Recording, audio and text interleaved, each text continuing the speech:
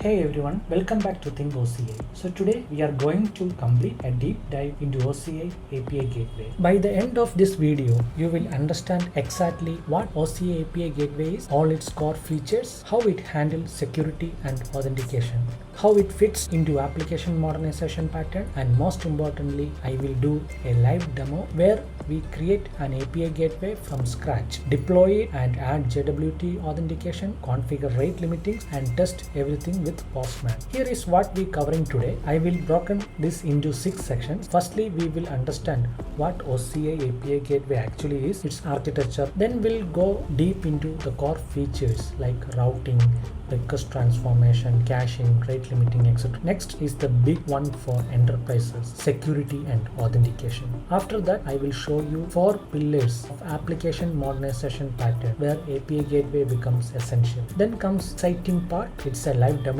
I will create everything from the scratch in the OCI console, so you can easily follow this. And finally, Q&A and next steps. So let's start the basics. So what is OCI API gateway? Is nothing other than a fully managed scalable API management service from OCI. This service lets you create secure RESTful API endpoints for your backend services. Think of it as a smart front door for all your APIs. Every request from your clients, whether that is a web, mobile or partner APIs or IoT device, all it passes through the API gateway before reaching to the backend. And the beauty part is the gateway handles all the heavy lifting like authentication, rate limiting, request transformation, calls, etc. So now let's see the architectural block diagram. On the left you have API clients. So these are the API clients like web apps, mobile apps, partner APIs, IoT devices. And in the middle you have API gateway with 6 core capabilities. And in the right your backend services. This can be your Kubernetes cluster,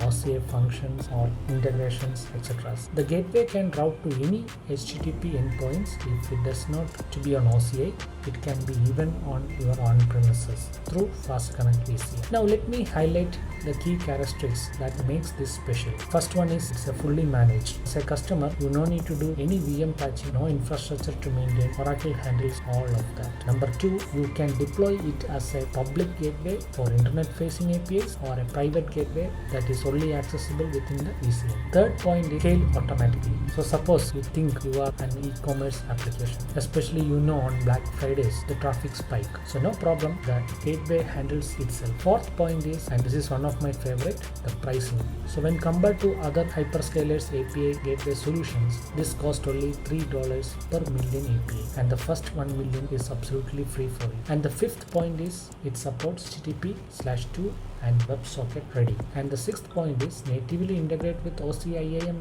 Identity Access Management, OCI logging and OCI monitoring and OCI WAF Web Accelerated Firewall Protection. So basically you get a production grade API gateway management from a fraction of minutes and with a less cost compared to some other competitors like Broadcom API Gateway or APG. So moving on, the core features. So you can see I have listed 8 major capabilities. So I want to walk through each of this because this is the key element of OCI gateway. So first one is dynamic routing. So this is the foundation, which means that this defines the map URL path to backend service. But it's not just simple path matching. You can route based on header, query parameters and even request body content. For example, you can route a request with a content length greater than 5 MB to a different backend than a smaller request. So that is dynamic route. Secondly, request and response transformation. This is a very powerful feature. The gateway can modify headers, query parameters and body content on the fly. So you can add headers, rename them, remove them or set context variables to the downstream services, etc. Third one is caching. So you know that most of the time your backend responds directly to the gateway level, right? So this is a game changer for performance. If your API returns the same data and the frequency of change is very limited, for example like product catalog or configuration data or a reference lookups, this feature is very important. So you can dramatically reduce the load on your backend service and improving the latency for your clients. So you can configure ETL and cache key policies per route. Next is rate limiting and throttling. So essentially, for any production API, you can limit request per second. This can be achieved either per client IP or globally across all clients. This prevents DDoS attack, protects your backends from being overwhelmed, and helps you to control cloud cost. Say for example, when a client exceeds the limit, the next four are equally important, like request validation. So validate an incoming request, body, header, query parameters against a schema, and straight away you can reject it if it is not required. Next is core support. If you are building a browser-based application, you know cores are being a headache for developers. The API gateway handles it for you. You configure your allotted origins, method, headers per deployment, and the gateway handles all the pre-flights options required to respond header automatically. Next one is usage plan and subscription. This is basically you want to sell your API based on different tiers and plans. Say for example, first 1000 APIs are free, next is standard plan till 10,000, like that. And the last one is SDK generation. So auto generation of clients SDK from your API spec.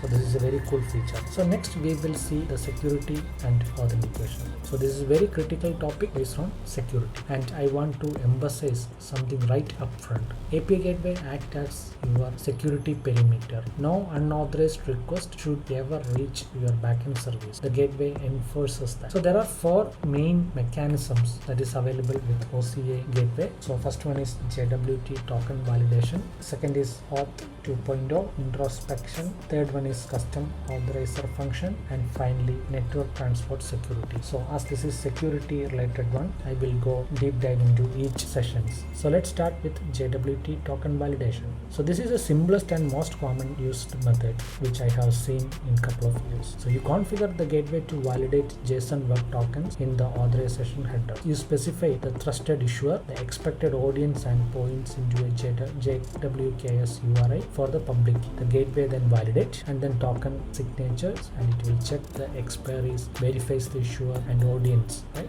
If everything good, the token is valid and the request pass through. In case if anything is not valid or not correct, a 401 unauthorized error will be given to the client. And for increasing the security purpose, the JWK keys are cached and it is auto rotated, so you don't need to manage the certificates manually. Next we will deep dive into Auth 2.0 introspection. So this is for when you are dealing with opaque tokens that are self-contained, JWT. So the gateway calls an Auth 2.0 endpoint to check if the token is active or valid. So this works with any identity provider that supports, say for example, OCI IAM, Okta, Azure AD, Ping identity, etc. So it is slightly higher latency than JWT token because there is a network call. So the difference is in Auth, it will first call an Auth to Auth endpoint to check whether the endpoint is valid. The third one is custom authorizer function. So this is the power user option, which means you can write an OCI function that receives the request context, header, query parameters, body, and it returns the authorization decision. So this is where you implement complex logics like token exchange. I will give you one example. If your clients authenticate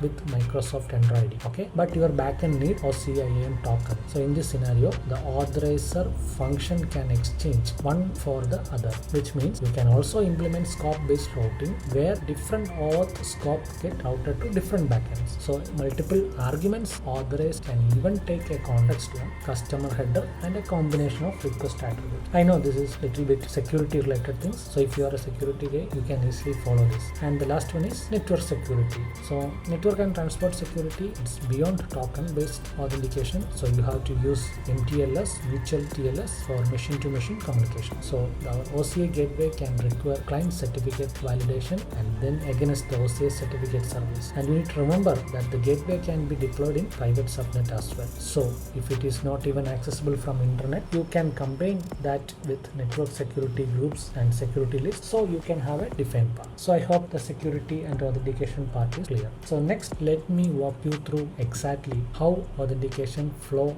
works step by step. So you can see the 5 steps, right? So step 1, client sends an API request with a JWT or a token in the authorization header. That is step 1. Step 2, API gateway extract the token from the header, it know to look for the bearer schema in the authorization header. Step 3, the gateway validates the token. For JWT, it checks the signature against the JWKS key. For opaque tokens, it calls the introspection endpoint, or you remember, right, for custom auth, and it invokes for authorization function. Step 4, if validation success, the gateway sent an authentication context. This context includes the claims from the token, things like user ID, roles, scope, etc. And the last step, step 5, the request is routed to authorized backend only. If any step fail, the client will get a 401 unauthorized and the request never touches to your backend. So below you can see a table. So this table summarizes when to use which method. So this is a self-readable and understandable one, which I will not go into. Next is application modernization pattern. So this section will be very useful if you are new to cloud native world. So let me share you 4 patterns where OCI API gateway becomes the key enable for application modernization. First one, API first design. So if you are starting a new project, start with API spec. So you can write your open API or Swagger specification first and then import it into API gateway, and the API gateway auto generate the deployment structure. So this helps your front-end team and back-end team to work in parallel because the contract is defined upfront. So this is my favorite pattern. Combine API gateway with OCI function and you have a complete serverless API platform. So what I mean, it's little complicated for you, right? I will break down into smaller logic. So the API gateway handles authentication, rate limit, caching calls, right? And the function is serverless and that will handle the business logic. So you pay 0 when nobody calling your API because your backend is serverless and it scales indefinitely. So when there is a spike happen, so you don't need to manage any servers or no containers for orchestration. So everything is OCI will manage. So for startups and new microservices, this is the fastest path to production. Third point is microservices gateway. If you are running microservices on Oracle Kubernetes cluster, API gateway becomes your single entry point.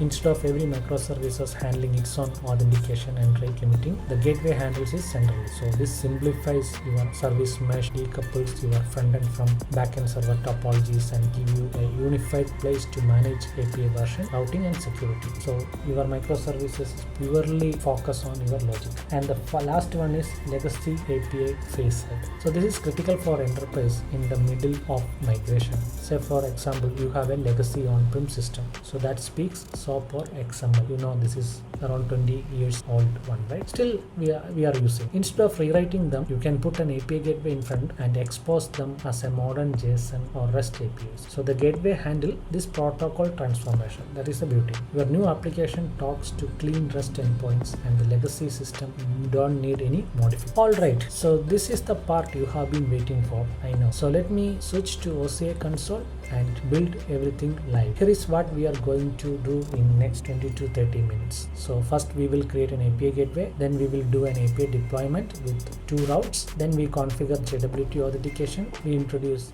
So now let's interesting part, our demo. So I have set up 2 APIs. So this is one of the API. So when I hit the public IP, it's already deployed in one of the public machine. So you will get a greetings. So now I head into the OCI console.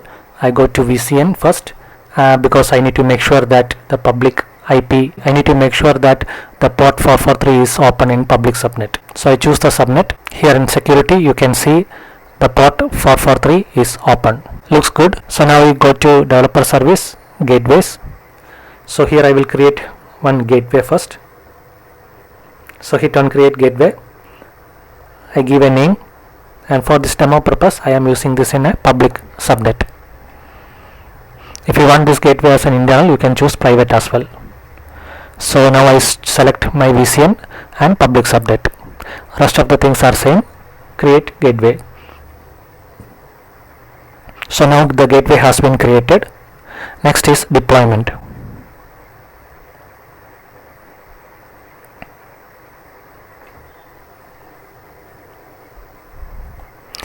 So I go to hit create deployment and give a name. So hello deployment, it's /v1. Rest of the things remain same. Next, now authentication is required. So route, we need to specify the route. So I will do /hello, get and post, 2 methods. As you know, this is an API that is running on my public IP, so I am using the backend type as HTTP. So you can choose your OCI function or other endpoints, backend types based on your requirement. So the URL is the public IP followed by my path. So go down, I will disable SSL validation check. Next, review everything. If you feel all good, hit create. So this is the first deployment. So now I will do one more deployment, that is stock deployment. So I need to give a name, and then this is /v2 I am using. So rest of the things same. Next, no authentication is required, and for the route I will be giving /health, and here the backend type is stock response, so I am using only get. So in the stock response I have to give the status code 200 followed by this JSON data, and the header type I need to use the content type as application JSON. So go down. Next, review your deployment, looks good, create. So now in this API gateway we have created 2 deployments. So go ahead and select one of the deployment. Here you can see the endpoint. So this is your OCI API gateway endpoint. So copy that and hit it in the browser. So here you will get the same response with the public IP which I shown earlier. But the difference is here it will go through everything through OCI API gateway. So now let's get the second deployment. Hit on the browser. You will get the same JSON output. Looks good, 2 endpoints are working fine, right? So now I will show you the logs and matrices. For this demo I not enabled logs, so I have showing you the metrics now. So this is the metrics chart. You will get a few options. So during the time of presentation I have shown different features. So one of the feature is rate limiting. So now I will show you how to configure rate limiting in this demo. So you can go ahead and hit the other op features also. So for this easiness of the demo I put as 2, and total hit will be captured over there and applying the changes. Make sure the changes has been applied. Review, next, and save changes.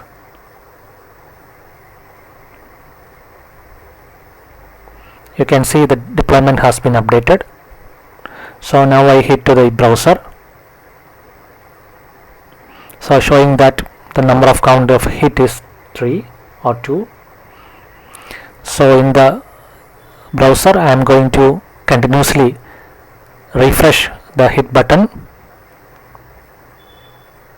so that the threshold will be met.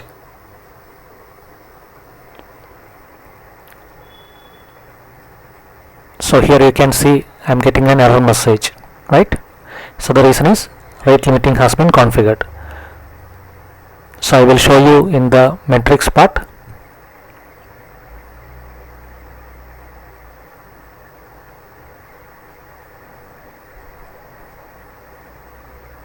Here you can see the 2 before the configuring the rate limit. After the configuring the rate limit, the count is higher. So thanks for watching this demo. Thank you for watching. If you enjoyed the video, don't forget to like, share, and subscribe for more content like this. Stay tuned, exciting videos are coming your way soon.